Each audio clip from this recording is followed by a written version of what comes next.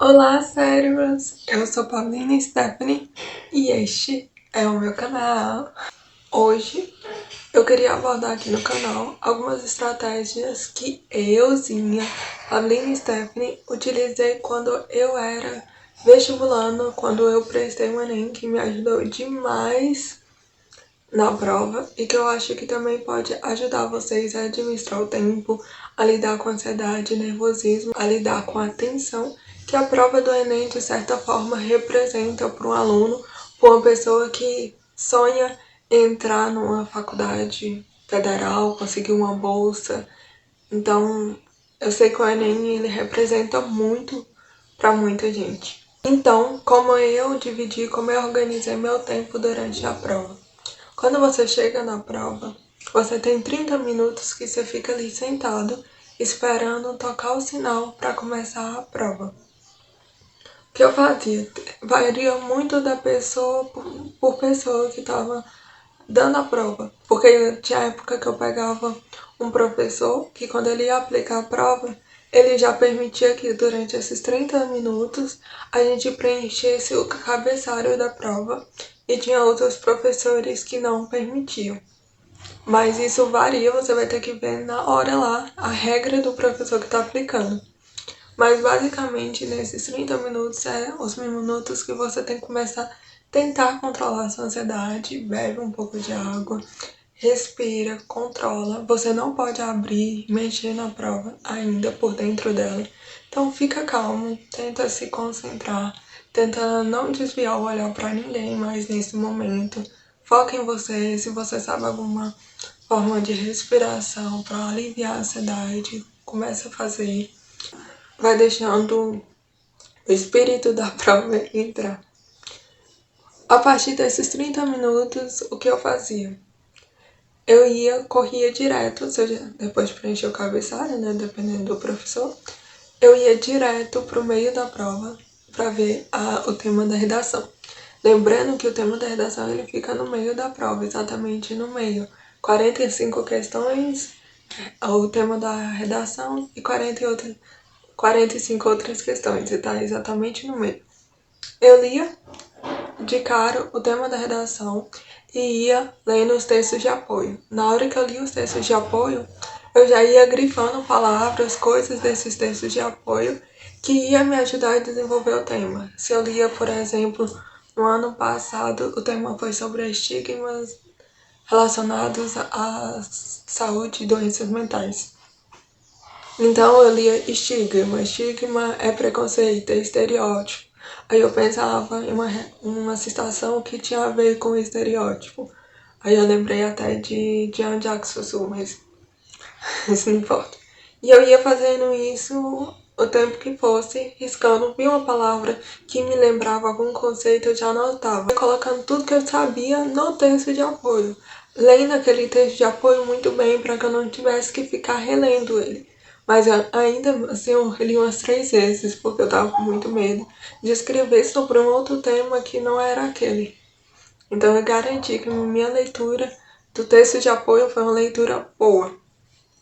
Quando eu terminei de ler o texto de apoio e escrevi tudo ali que eu sabia sobre aquele tema, eu fui logo elaborar meu rascunho e eu gastei cerca de 40 minutos com isso tudo.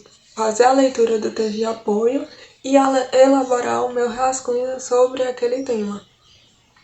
Terminei esses 40 minutos, eu deixei o meu rascunho descansar.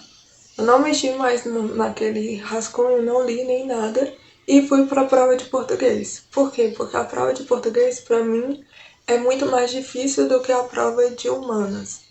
Então, eu fui para linguagens, ler as questões, tudo, e fazer as 45 questões de linguagens. Eu fiz ela direto. Por quê? Porque pra mim era difícil, então pra mim ia ativar minha mente, porque eu ia ter que me exigir mais. Eu acho que eu gastei umas 2 horas em português, linguagens, li tudo, deixei bonitinho, não deixei questão sem responder em linguagens e voltei pra redação. Quando eu voltei pra redação, eu reli o meu rascunho, grifei partes que estavam erradas, porque quando eu li linguagens, isso despertou um senso mais crítico e eu tinha deixado descansar minha redação, então eu olhava com essa redação já com outro olhar e eu conseguia ver meus erros. Aí eu analisei meus erros, corrigi no rascunho e transferi para a parte oficial lá da redação e deixei pronto. Ou seja, com a redação eu gastei cerca de 1 hora, uns 40 com rascunho e uns 20 passando a limpo, e eu acho que nem foi isso tudo. Então me restava mais umas 2 horinhas para humanas. Só que humanas eu acho que eu não gastei nem 1 hora e meia porque eu tava muito treinada. Porque humanas pra mim era muito mais fácil. Eu já tinha um ritmo com humanas, então pra mim foi um momento de eu descansar e acalmar.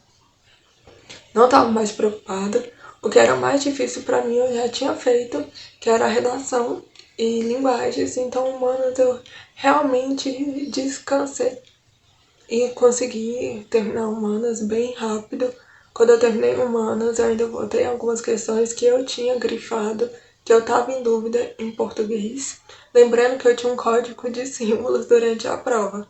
Eu colocava xizinho, questões que eu não sabia e que eu podia chutar lá de cara, porque não ia fazer diferença eu reler ou não, porque eu não sabia, eram questões difíceis. Eu colocava um certinho em questões que eram fáceis e que eu tinha certeza ou que eu estava confiante naquela questão, e circulava questões que para mim eu estava em dúvida ou que eu deveria reler porque poderia ser alguma pegadinha. Então, quando eu terminei humanas, eu voltei para essas que eu tinha circulado para reler. E reli algumas e já fui passando para o gabarito. Então, basicamente, foi essa a minha estratégia. Fazer a redação, rascunho da redação, volta para português para te dar um choque de realidade e fazer sua cabeça pensar mais. Aí eu voltava para redação, passava a redação a limpo e ia para humanas, que era a minha matéria mais fácil. Ou seja, redação, matéria difícil, redação, matéria fácil. Isso varia, né, do aluno. Tem aluno que acha humanos mais difícil, então eu poderia começar com ela. Ou depende também da área que te dá mais peso para o seu curso. Como meu curso não era de humanas e nem de linguagens, para mim aquela ordem não alteraria muito nos pesos da faculdade que eu queria, então tanto faz. Mas se você tem um curso que privilegia linguagens, então é bom se concentrar nela para tentar ganhar mais pontos nela. Durante a prova eu desenvolvi umas recompensas. Tipo, a cada 10 questões eu poderia parar, comer alguma coisa, ficar ali 1 minuto sem fazer nada e retornava. Basicamente foi isso que eu fiz. Ah, lembrando de outra coisa, sobre isso de tempo, dá pra você controlar muito bem o tempo, porque o professor que tá na sala, ele vai mostrar o tempo pra vocês. Na parede fica alguns adesivos. O primeiro ano que eu fiz, a parede, por exemplo, tinha 5 horas e meia. Aí quando passava 30 minutos, eles iam lá, tiravam essas 5 horas e meia e deixavam os 5 que tinha lá no quadro, pra falar que ainda tinha 5 horas restantes para a prova. Só que no último ano que eu fiz, os adesivos foi um pouco diferente, até fiquei um pouco perdida, porque dava tipo, tinha um adesivo de 1 hora lá, e quando chegava no adesivo de 1h30, ele ciscava, tipo, sinalizando a hora que era, não mais a hora que faltava. Então, eu não sei como vai ser esse ano, que eu não vi, eu não pesquisei, mas eu acho que vai ser dessa última forma. Eles vão sinalizar a hora que é, o que pra mim era um pouco mais chato. Então, dá uma pesquisada na internet, confere os sistemas de adesivos usados pelo Enem, para você ficar esperto com a questão do tempo. E é isso, eu espero que vocês tenham gostado desse vídeo e que as minhas estratégias façam sentido para vocês e que vocês possam utilizar na prova. Seja uma boa prova para todos vocês. E é isso, se vemos por aí. Tchau!